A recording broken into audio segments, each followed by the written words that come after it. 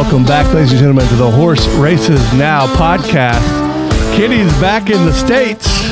Man, you've been well-traveled here lately. I've been everywhere. It's everywhere. Crazy. So I had the back surgery on the 10th of November.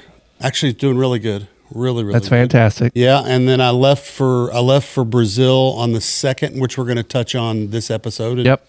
And was in Rio de Janeiro from the 3rd to the 7th with some good friends, and then we went to a place called BJO for 4 days. Awesome. Till the 11th, and then we went from there to Argentina for the Pellegrini. Back home, checked horses in Miami, checked horses in Ocala. Went up 2 days at Miami, 2 days Ocala. Then went to back to Kentucky. Then went to New Orleans. Good Lord. And ran a group of horses over the weekend. Yeah. Watched Rattle and Roll win from New Orleans. Nice. Arkansas, and then back to Kentucky for the holidays. And here we are, day after Christmas. Yep. And yeah, I'm pretty well traveled. I'm feeling okay. Got herniated disc in my neck. It's always something. Unbelievable. Man. Yeah. No. So anyway, I'm dealing with that a little bit, but you know. Well, we're gonna hit on the trip. Everybody's excited to hear about the Brazil trip, and Kenny has given us about 200 pictures that we're going to make our way through on the actual podcast. So if you're listening, I would encourage you to go to the Horse Races Now YouTube page and watch this episode. There's going to be a lot of great visuals as well. But before we get to that, Kenny, I've got some questions that have been coming in. You just mentioned it, but Rattle and Roll had a nice win at the Tinsel Stakes. Tinsel. So he is. It looks like he's pointed to go back to Saudi Arabia. You're not going to probably see him run again until mid-February. We haven't gotten an invitation yet, but we're anxiously waiting for that. Wow. He ran 5th in it last year, and our partner on the horse is from Riyadh. Gotcha. So Mr. Sharf's excited for us to come. His racing manager, Faisal Al-Rashid, is excited for us to come. And then right now, as long as the Saudi Cup gives us an invite, we may also bring a horse named Very Connected that ran in the Gun Runner. Yep. He may go over for the Saudi Derby. So we've got some trips scheduled, and both horses would probably leave the first week in February.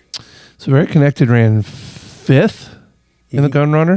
I think he's a notch below the 2-year-olds turning 3, and I think we're gonna space his next race. He's run hard all summer and fall, and he's run respectable. He's nice. I think he's 3rd in one stake and 4th in another one, and then 5th in this one. But I think maybe the Saudi purse is massive, and there's some incentive to go over there. But if Rattle and Roll gets the invite, they both will probably go. Talk to me about Miss Call. She didn't fire. Yeah, maybe I ran her back a little quickly. She didn't scope perfectly after that race, and we're gonna step back. I mean, she's not an overly expensive yearling. She was only $45,000, and we've been pretty ambitious with her. She is stakes placed, and she should have won at Churchill with a rough trip, but she was actually the favorite in this race at the fairgrounds, which surprised me. But she just didn't. She ran flat, and she's actually already on the farm. We're going to give her probably 60 days, 45 to 60 days of recoup time, and then we'll regroup with her. Good go-to girls, another good filly that's in this about the same category, and you probably won't see those two come back until some allowance races a little bit later in the spring. Could we see either one of those in the Oaks? I don't think either one of them are Oaks horses. I think that at this stage they're good, useful fillies, but I'm not going to say that they're Oaks horses. All right, what about taken by the winds? The Oaks horse. Liberty National had finished 2nd in the Gun Runner. Should have won that race. He got mugged by the 2-horse leaving the gate. He come right into us. I mean, they treated us like he was an offensive tackle. We galloped out way in front, but we really should have won the race. And I came a hair from claiming foul that day. A trainer can claim foul.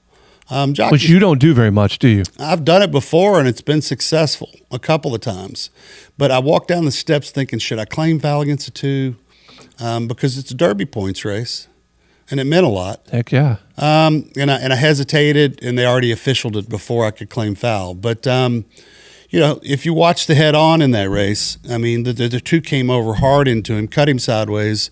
Look, there's a lot of ways to lose a horse race, and that was one of them. And Miss Call had the same thing happen in the fall at Churchill. But, in hindsight, he'll be fine, and you probably are going to see him come back in the Risen Star.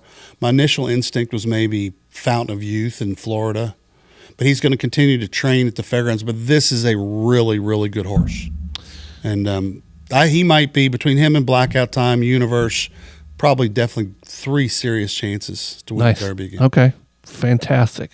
One more, a horse's name I don't know that we've mentioned on here before. Honey's to Blame had a nice win. Yep. He was impressive, but it was an Arkansas bred race. Okay. And he actually has come out of that race with a small lung infection. So we were going to run him on the 3rd of January in the Smarty Jones. We also have Sleeping on Freedom going in the Smarty Jones with Universe. But he's going to miss that race because he's got a little clogged up. That stinks. Yeah, it's no big deal. We'll probably wait till sometime later in January. But that colt could, as an Arkansas bred, he's probably going to be a very good chance he could be the best Arkansas bred down there. And yet he's physically probably good enough to run an open company. Fantastic. I think we hit on the highlights there, Kenny. We've got a few listener questions that we'll see if we'll get to. If not, maybe we'll hold those. But I'm really anxious to get to this trip. Okay. So what I'd like to do is our producer here is going to put up some pictures and just, if you don't mind, just kind of take us through what we're looking at here and talk to us about the trip. So this is the group that went down, and that's Craig Mackin on the left side of the picture here. Of course, me there, tall one. Ronnie Ebanks, a longtime friend of mine, 40 years. Tim Tyler, he is New York. He's what I call my summer brother. Okay. We have homes on the lake in Saratoga, spend a lot of time together. His daughters hang out with my daughters. And then Todd Roses on the right is my next door neighbor in New Orleans in the French Quarter. And Gotcha. This was all of their first trips. Ronnie'd been before, but there was their first trips to Brazil. And I actually invited a long list of people people always want to go. Sure. Because I do speak the language. But that's Gennaro Hotel where we stayed. Okay. Lovely place. So why don't we roll on through them real quick. Satiricon, one of the best restaurants in Rio. Not cheap. This is a very expensive restaurant. Oh my goodness. You can tell by the food. I think it was $1,500 for the group.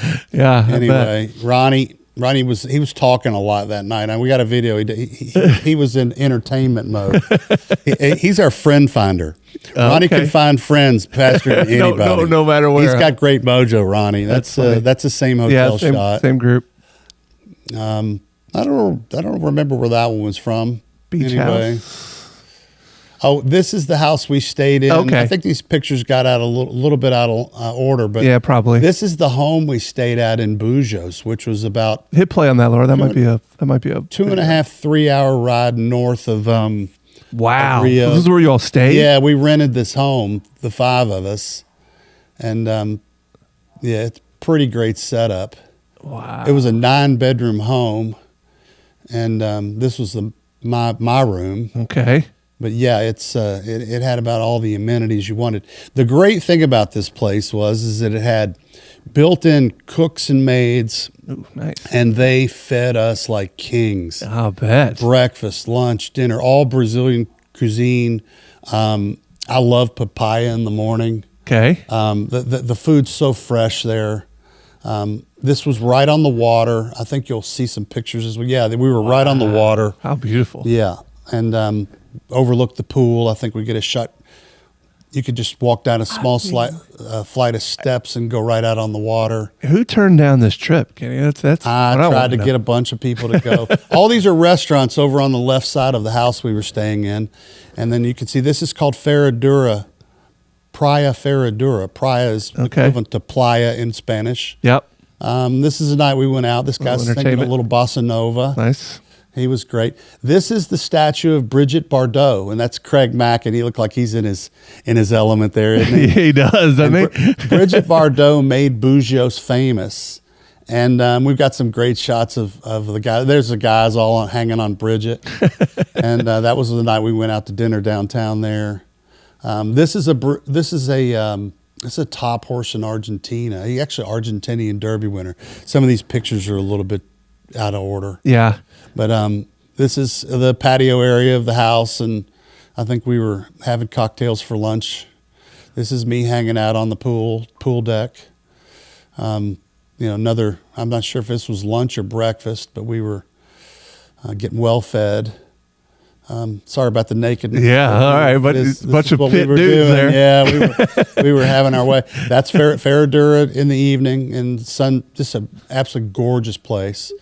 Craig letting it all hang out. All right, yep. This was a dining room table. Ooh, nice. You know, the other picture you saw was like the outdoor like picnic patio. table. This Yeah. is the dining room table. Wow. Yeah.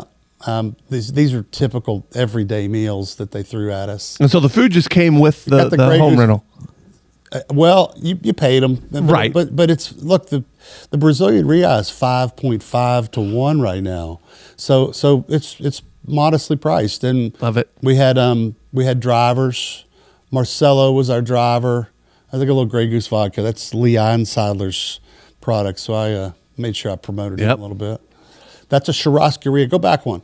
That's a churrascaria. The grill in the back. The guy comes in and if you say, you know, we like churrascaria for lunch, then he cooks meats and, you know, seasons them how you want. But Brazilian churrascaria is fantastic. Well, they eat a lot of meat in Brazil, right? A lot of meat. It's the best. I mean, the Argentinians and the Brazilians argue over who has the best meat. For me, Argentina might have the best cuts of meat, but Brazilians cook it better. Got it. That's Marquinhos. That's our driver. Oh, okay. Awesome. He was a big help. He spoke decent English, which is a big help for all of us. And he had a buddy named Alexandre, and these guys were great. I mean, they were you know, at our beck and call. If we needed to go someplace, we were ready to roll, and we filled the cars up and we went. And they were all over. This was right after we got there. We went down to the beach. This is across the street from the hotel, and we all had a caipirinha. Now, caipirinha is basically a Brazilian margarita. Oh, okay. And it's made with cachaça. Nice. And cachaça is the equivalent to a Brazilian rum. And Are they strong? They're like lemonade until they hit you. Yeah. And then you go, whoa, And then it hits you. whoa. Okay. Yeah.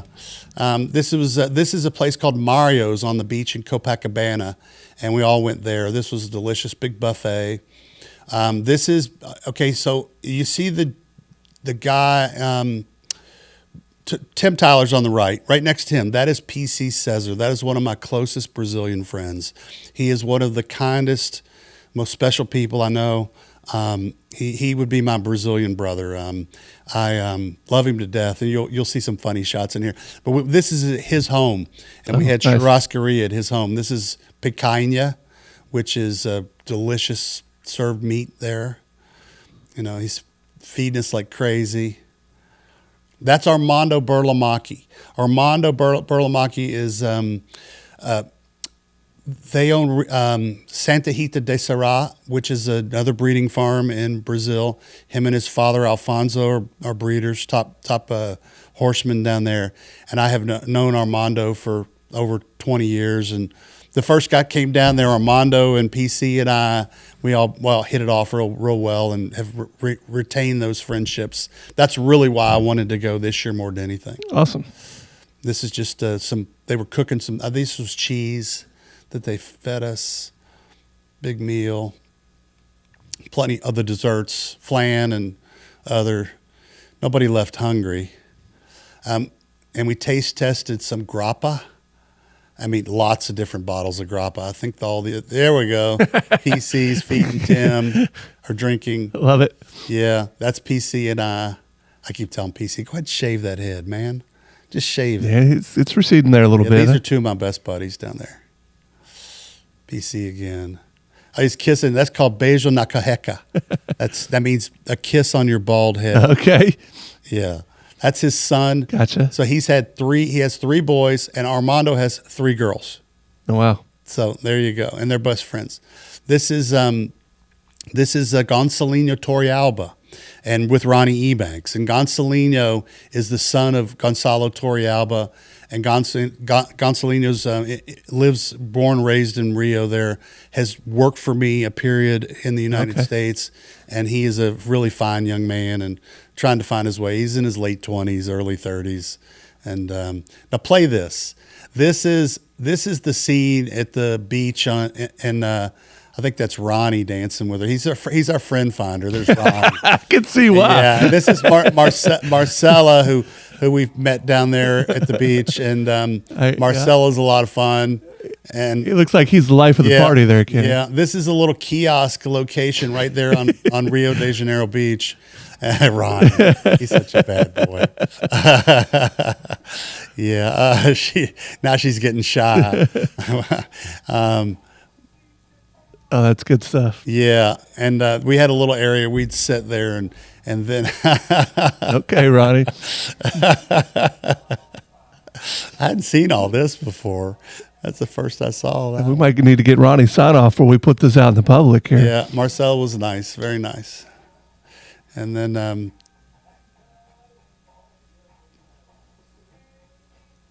just the popular beach. Oh, that's Leblon Beach, Leblon, and that's our hotel right there. We're just right across the street. And the coconut water is a great thing to hydrate with. Everybody drinks a lot of the coconut water. In this game, winners win, and I only back winners. Trainer Kenny McPeek is a proven winner, and his horses are in my portfolio. And now they can be in yours too. McPeek's champion horses and Derby hopefuls are now featured on Morning Line. With Morning Line, I don't just watch the race. I own the moment. I invest in champions. This is my edge. Buy, sell, trade, anytime.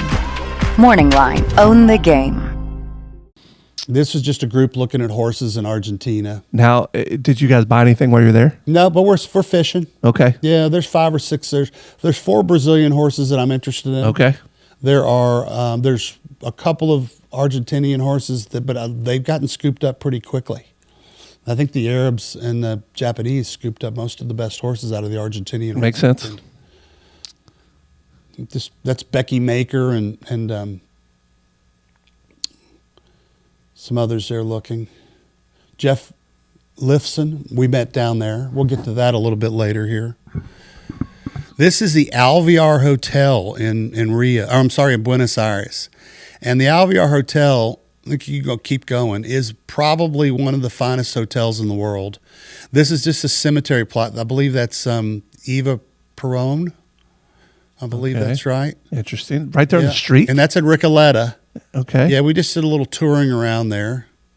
Yeah. And it's a beautiful cemetery that's up the hill from the Alvear Hotel. All right. We migrated up there. And then we did some sightseeing. We had a tour guide. A young lady named Natalia gave us tours of Buenos Aires. That's cool. Yeah, this is these are the centers of the government there in Buenos Aires. And there's been lots of demonstrations over the years. A lot of important things have happened here. I bet you learned a ton on This is Puerto Madero. This is a restaurant down near the water. And Puerto Madero means mother port. And Buenos Aires means good air. Mm-hmm. And this is kind of the center of activity. This is an old warehouse area that they've turned into shopping centers and apartments. But yeah, we went down there for lunch one day, and it's all well decked out and beautiful. Typical. This was the Estilo de Campo or Campo restaurant where they were cooking the meats. What kind of meat is that? I'm not sure. Interesting. Yeah, he was busy. This guy. I bet he was. That's a guisa on the end. There's sausages. Okay. Oh, we were all sharpened up. We were going to the races this day. All right. Yeah, we were headed to the Pellegrini, which is the biggest race day in South America. Okay. And once again in the Alvear Hotel yard. This is just headed to the races. This is the entrance to the racetrack. Same thing, entrance to the racetrack. This is a good friend of mine. That's Myra Federico, wonderful veterinarian or person, executive with the Brazilian, the Sao Paulo Racing. She's a longtime friend of mine. This is the clubhouse. Luis Boza was kind enough to get us seating in the prime spot in the club there. And there's Tim Tyler. We had the best seat in the house. Nice. Right over to look in the finish line in the paddock. Well, that was interesting. The paddock's like in between the finish line. Friend of mine I hadn't seen in a while. This is just one of the races finishing. Is that right, Kenny? Did I see that right? Is the paddock in between the racetrack? Yeah. So no, you'll see as you keep going. Okay. You'll see some others. This is we see. So there's the paddock, right? that's the leg up area. That's just kind of like the paddock at Churchill where you leg the riders, Right? up. But you actually saddle on the backs on the other side. Okay, of the I got you. grandstand. I got you. You'll see here in a moment. I think I added those pictures in. This is where they saddle. Okay. So they saddle in the back. So we were walking towards the back, and they saddle in one area, then they walk ring, then they go through, and then they leg the rider up. Got it. Beautiful horse there. All these are Grade 1 Pellegrini runners. That's the actual saddling area. So Got they have it. it's actually more European where they saddle in an area, then they come to another walking area, then they go to a leg up. Okay. Yeah.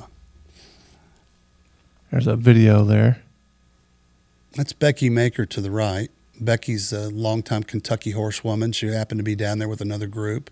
She was down there with Jeff and Steph Lifson, who are starting their own groups, kind of a spinoff of West Point. But Jeff, longtime friend of mine, and we ran into him down there. Did you run into any other American trainers while you were there? No. Okay.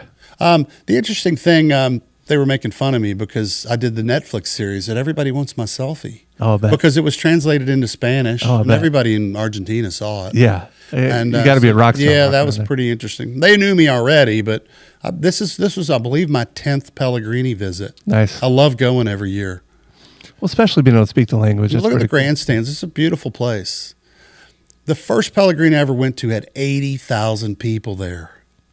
That looks small right there, Kenny. That's just got to be just Well, one that's little just spot. one section. Okay. Actually, yeah, and there's actually 4 sections. Got it. And they're separated, whereas at Churchill or Keeneland, they're all together. They put them in separate grandstands. Now, do they bet on the horses the same way we do? Oh, yeah, for sure. But with pesos. Right. And pesos so weak right now. I mean, Yeah. you can 1,000 pesos is $1. Yeah. I mean, you can't carry all the pesos if you had $1,000 in pesos. Gotcha. Yeah, that's the actual course. The race finishing.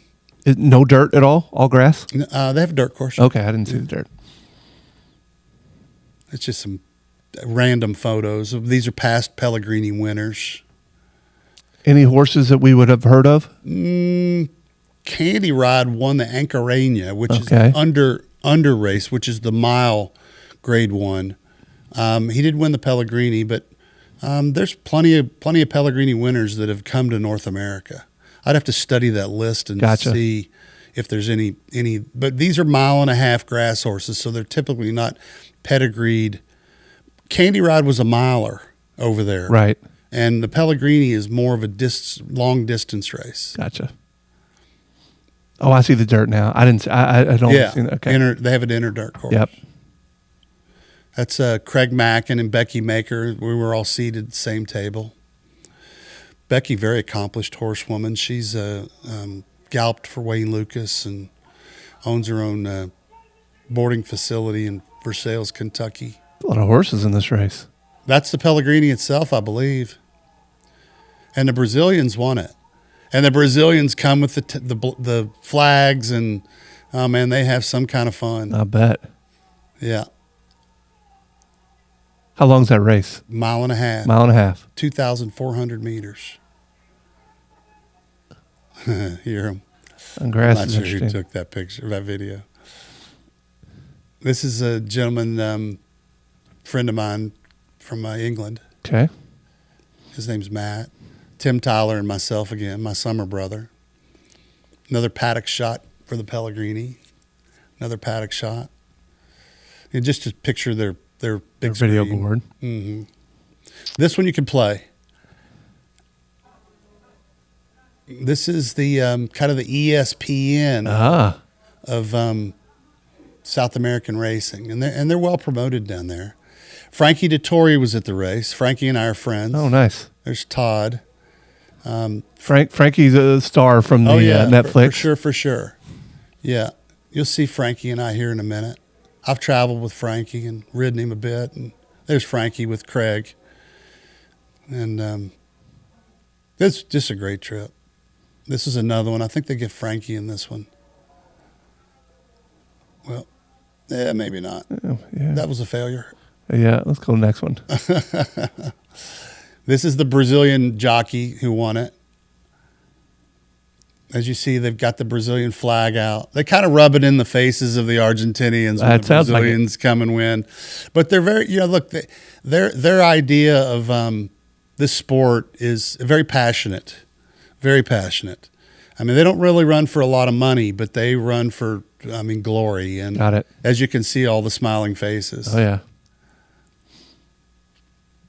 There's the trophy. This was a late race, so they ran 18 races that day. They do like Churchill. They play that video. They fill it up. And you run. I think there were 3 races after the Pellegrini, so it was starting to get dark, and everybody's still betting. That's pretty cool though. Night racing's awesome.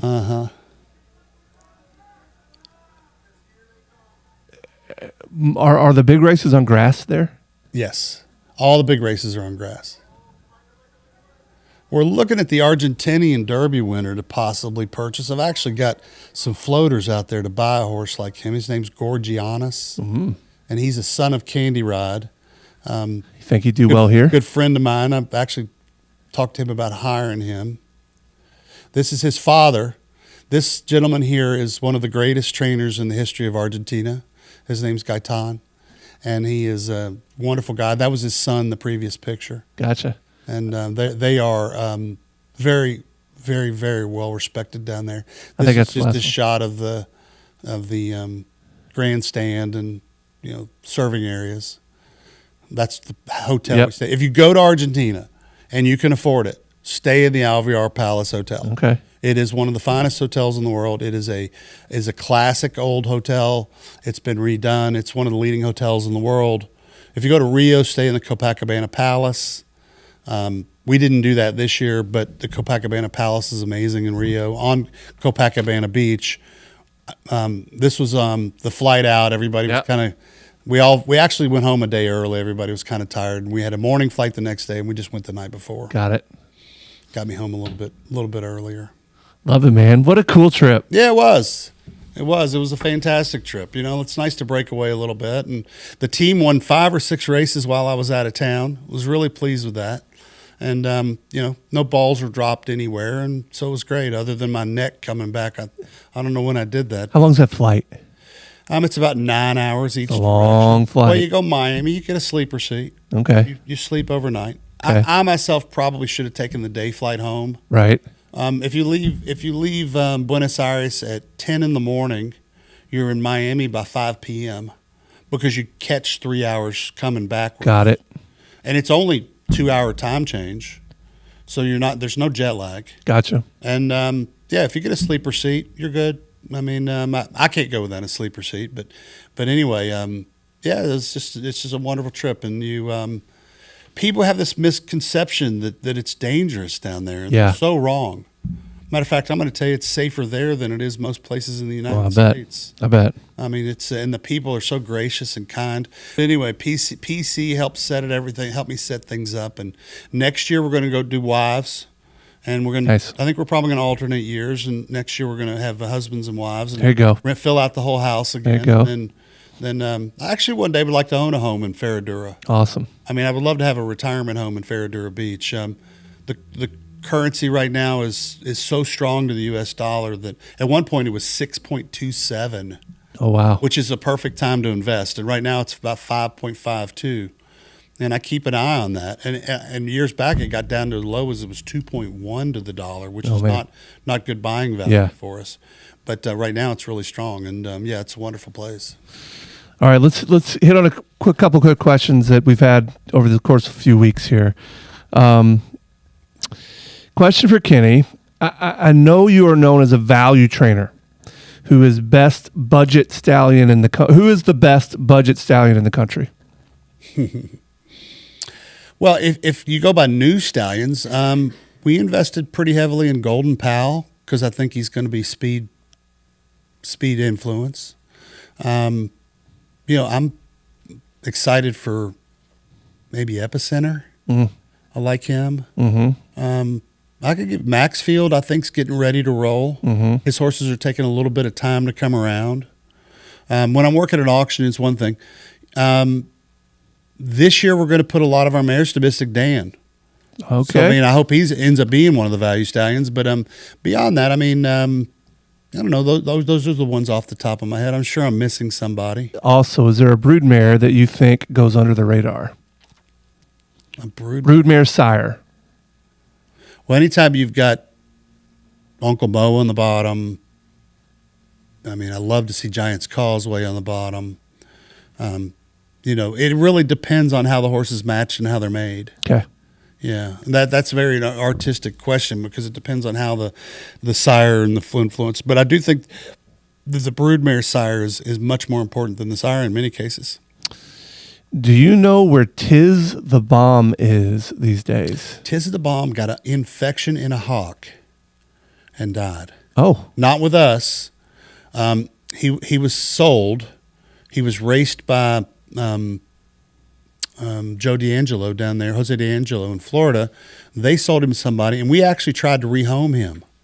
And I put a feeler out to, hey, we'll come pick him up, and we'll get him to the horse park or wherever we need to go, old friends. And the guy said he cut a cut on his leg. It got infected, and that's the last time. And I heard he had died. That's awful. Yeah. One of those weird deals. How in the world did Grumpy Rabbit get her name? She's named after a restaurant in Arkansas. Oh, that's cool. You could Google it, and she's a filly that's on the shelf a little bit right now too, but she'll be back soon enough. But yeah, it's named after a restaurant. I can't remember the name of the town, but Ed Anthony named her. Him and his wife Kimberly named her. How does Kenny, or any trainer for that matter, decide when to geld a horse? Well, in many cases, I like to take my time on all that because you can't utilize, I mean, the testosterone that colts get from that is useful because they heal faster. You don't want to geld a horse too early. But if a horse is obstinate or overly studdish, then at some point you have to make those decisions. And if a horse doesn't have any talent, Yep. then it's probably better off that you do that. But I usually like to wait till the end of the 3-year-old year. Have you ever had any regrets on gelding a horse? No, none particular. All right, last question from our listeners here. And this was an exciting one when I saw it, and I'm curious how you feel about it. The news about Torpedo Anna being bred to Gun Runner and then Curlin. I'm thrilled about it. John Sakura's majority there, and he's made those decisions, and I'm all aboard. I agree. There was a notion that Curlin doesn't breed young mares well, that he maybe turns his nose to Well, the Curlin's what 23 or something? What they call maiden mares. Curlin's old. He's up there, and yes, we're running out of time there, but you're going to get a good cover with Gun Runner. He's the leading sire in the United States. I completely agree with the choice. Curlin was more of an emotional because I bought Curlin and I bought her. So you're excited about the Curlin one? Well, but you're a long way away from that. She's got to get covered this spring. She would be bred sometime probably in February, and then you've got to hope that that's smooth.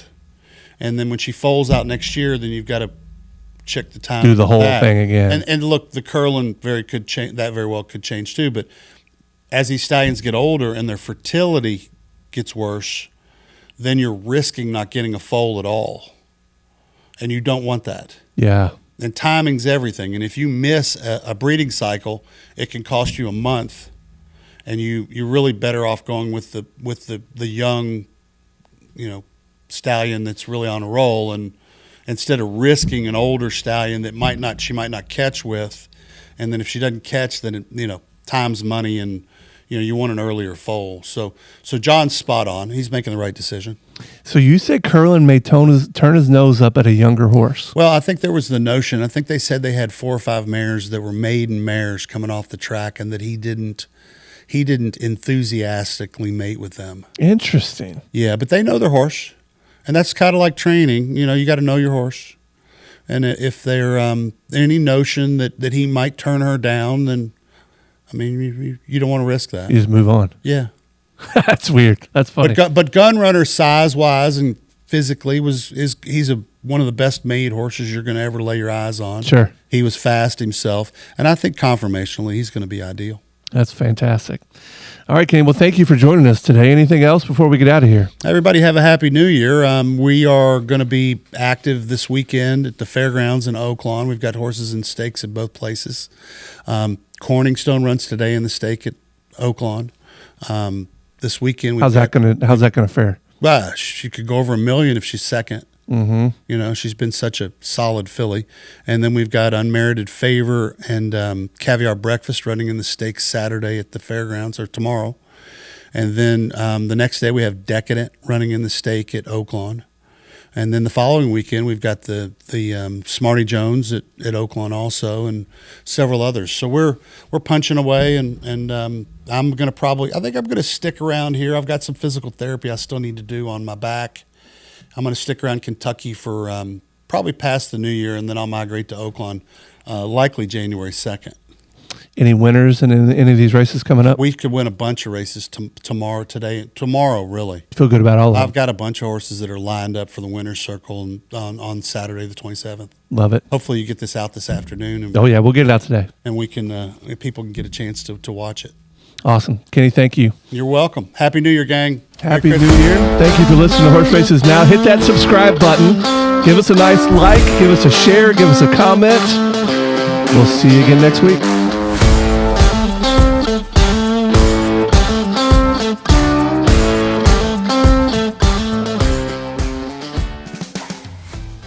Horse Races Now, the app to follow horse racing at over 1,200 tracks worldwide.